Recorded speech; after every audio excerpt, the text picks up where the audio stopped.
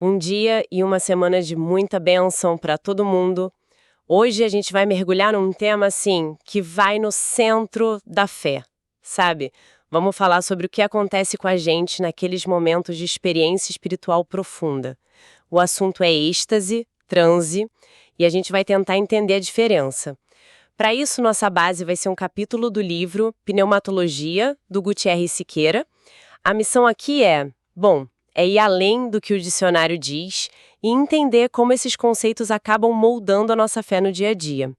O ponto de partida do autor eu achei bem curioso, é quase uma confissão. Ele leva a gente de volta para a adolescência dele, lá nos anos 2000, era o auge da tal adoração extravagante, e ele conta que ficava, genuinamente incomodado com aquela frase: "Estou embriagado pelo Espírito Santo".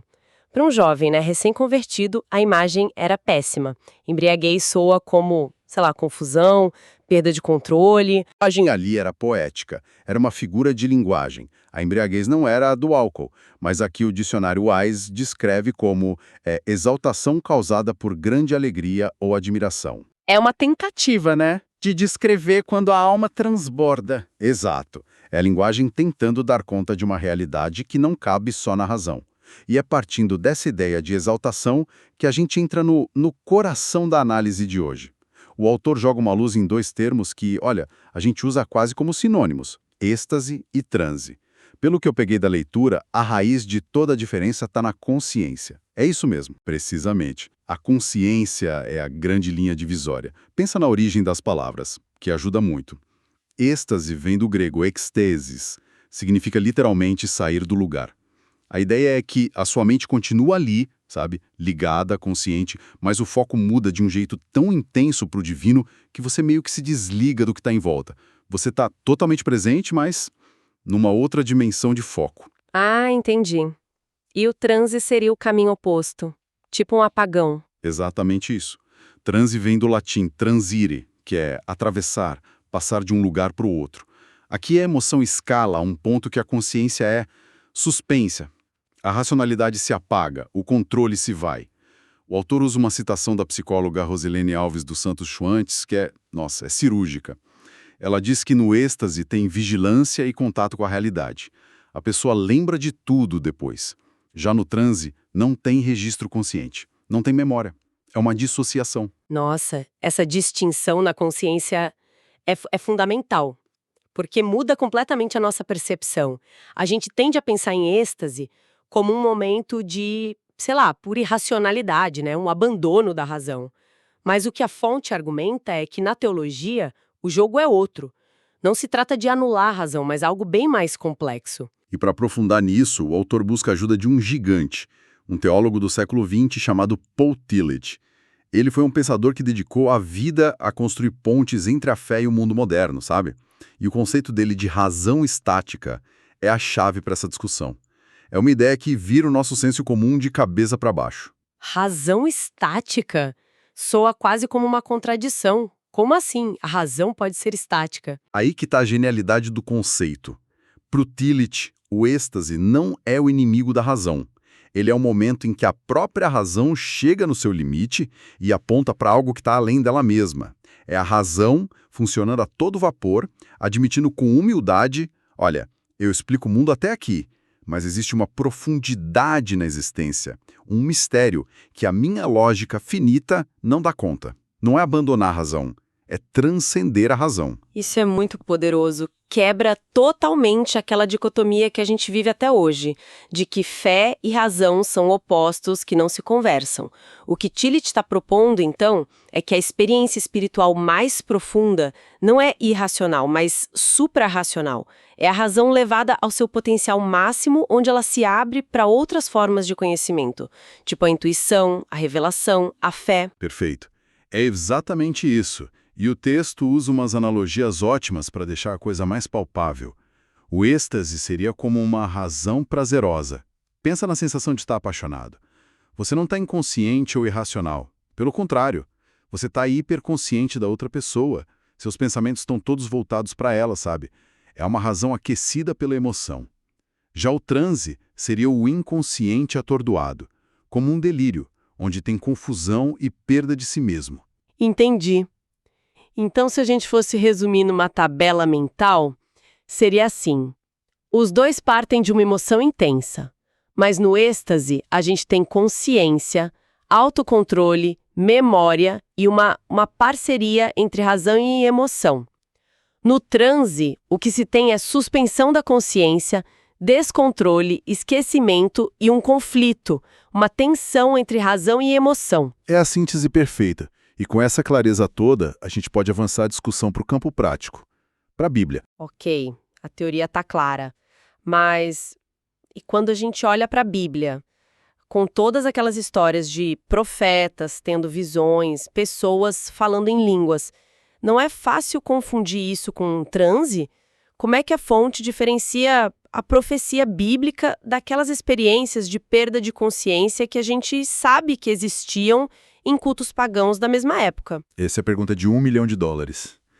E a resposta que a gente encontra na fonte é um não bem grande. Não é a mesma coisa. A tradição bíblica, tanto no Antigo quanto no Novo Testamento, parece valorizar imensamente a consciência. Diferente de muitos rituais pagãos, onde se usava música frenética, danças, até substâncias para induzir um estado alterado, a perda de si, no culto hebraico cristão, o enchimento do espírito não é apresentado como um apagão da mente. Então, os profetas não entravam numa espécie de frenesi para receber a palavra de Deus? Aparentemente não. O texto argumenta que os profetas hebreus não praticavam essa autoestimulação para obter revelações. Eles recebiam a mensagem de Deus de forma consciente, com suas faculdades mentais intactas.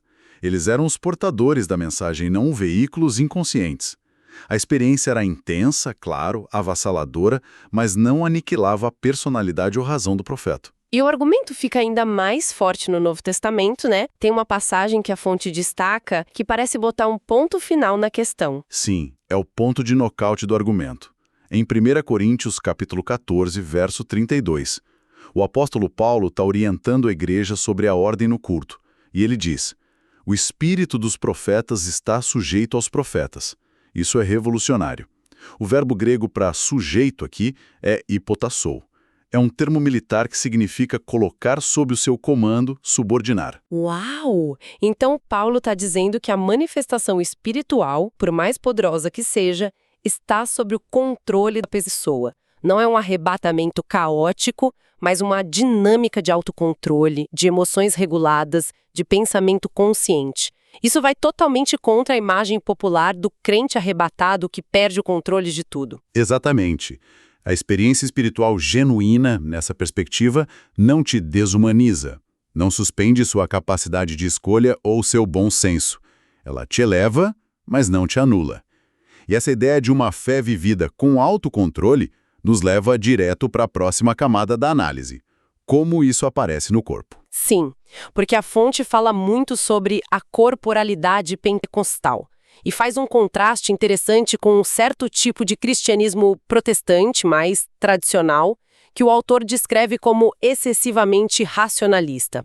Quase como se a liturgia fosse uma palestra, uma aula, onde o corpo fica praticamente imóvel. E no pentecostalismo, o corpo volta para a cena com força total. As mãos se levantam, os pés dançam, tem pulo, palma, grito, choro. O texto descreve o corpo como o espaço privilegiado para uma fé que se recusa a ser só uma ideia na cabeça. É uma fé encarnada, sentida, expressa. É a teologia ganhando músculos, pele e voz. Mas aí vem uma camada sociológica que eu achei fascinante. A fonte argumenta que essa expressão corporal, esse êxtase, é socialmente modulado. O que isso quer dizer na prática? Que a experiência não é 100% pura e individual, mas influenciada pelo grupo. Exatamente. E isso não é para invalidar a experiência, de jeito nenhum. É para entendê-la na sua complexidade. Nós somos criaturas sociais e miméticas. A gente aprende por imitação. Isso se aplica a tudo, inclusive a nossa expressão de fé. O jeito como a gente expressa a nossa alegria, o fervor espiritual, não acontece num vácuo, sabe? É moldado pela nossa comunidade. O autor até dá uns exemplos bem concretos disso, né? Sim, e são ótimos. Ele sugere que, por exemplo, em igrejas de classe média, as manifestações estáticas podem ser mais comportadas, refletindo as normas sociais daquele ambiente. Em contrapartida, pessoas que vêm de tradições religiosas que valorizam o transe podem, às vezes, reproduzir gestos e comportamentos aprendidos nessas experiências anteriores, mesmo dentro de um novo contexto de fé. É o corpo trazendo a sua própria memória. Então, a experiência espiritual é genuína, mas a coreografia dela pode ser aprendida. É isso? É uma ótima forma de colocar a questão. A fonte enfatiza que isso não torna a experiência menos autêntica, apenas reconhece que a gente vive a nossa fé em comunidade. O êxtase pode ser contagiante, e isso é até bíblico.